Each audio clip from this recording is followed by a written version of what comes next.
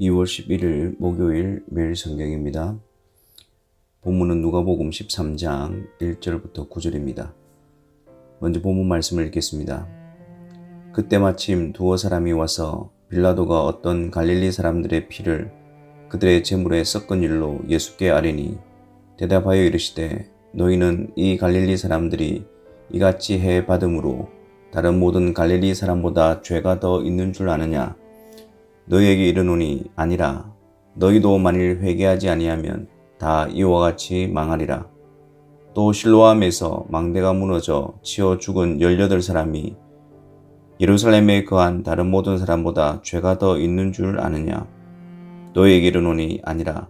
너희도 만일 회개하지 아니하면 다 이와 같이 망하리라.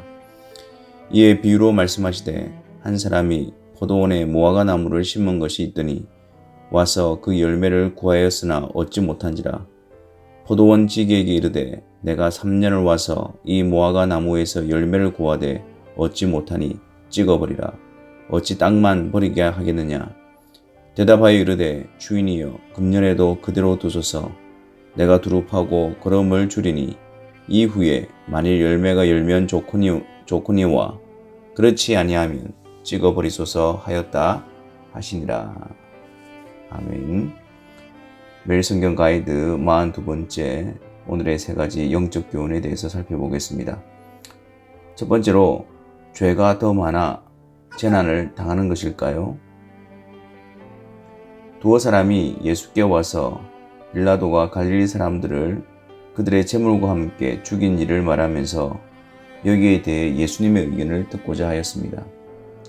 당시 유대인들은 빌라도에 의해 처참히 죽임을 당한 갈릴리 사람들이 다른 사람들보다 더 죄가 많기 때문에 그런 재난을 당한 것으로 생각하였습니다.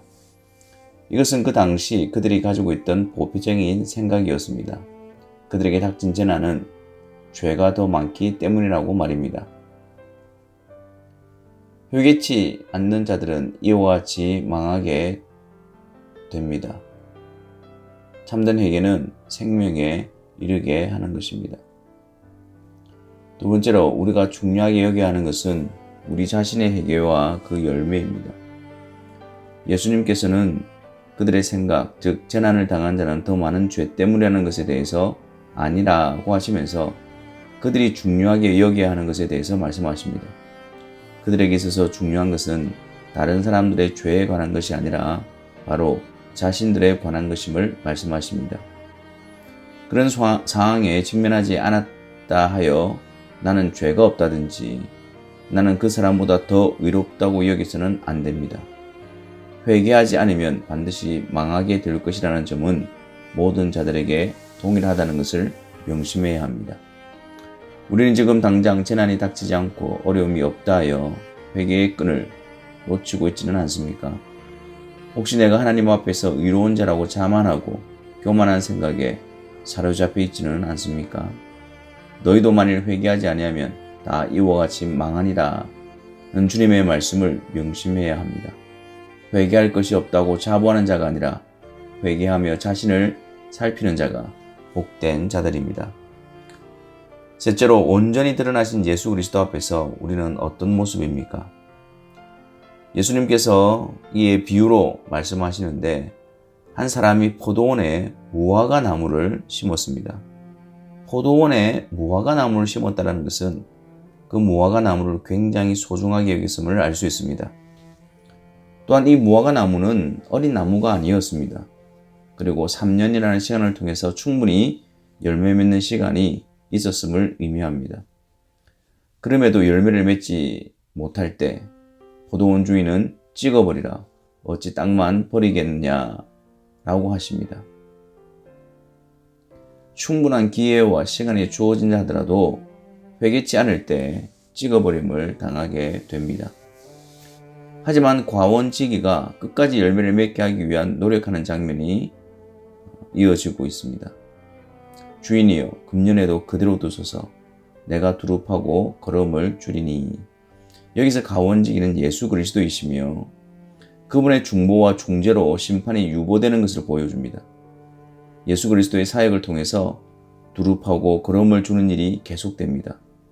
예수 그리스도께서 계속 공급하시며 돌보시며 역사하십니다. 이후에 만일 열매가 열면 좋거니와 그렇지 않으면 찍어버리소서라고 합니다.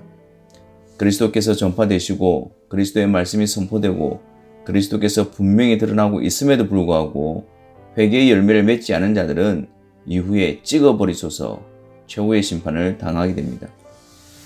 이것은 예수님의 수고와 돌봄에도 불구하고 돌이키지 않는 자들이란 말이 아니라 예수님의 중재로 심판이 유보되고 예수님의 돌보심과 온전히 드러남으로 열매를 맺는 자들은 주 안에서 부름을 받은 자들이지만 그런 유보의 시간에도 또 그런 그리스도의 복음이 온전히 드러나는 시간에도 유기된 자들은 회개의 열매를 맺을 수 없으며 최후 심판에 처해지게 됨을 말하는 것입니다.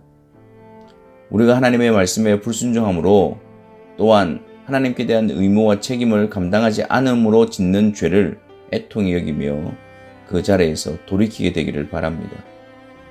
이제는 주님이 돌보시고 주님이 자라나게 하시는 나무가 되어 주님의 뜻에 순종하는 회개에 합당한 열매가 맺어지기를 바랍니다. 다른 사람의 문제가 아니라 바로 나 자신의 문제입니다. 다른 사람의 죄악에 간섭하지 마시고 자신의 회개치 않음에 대해 안타깝게 여기셔야 합니다.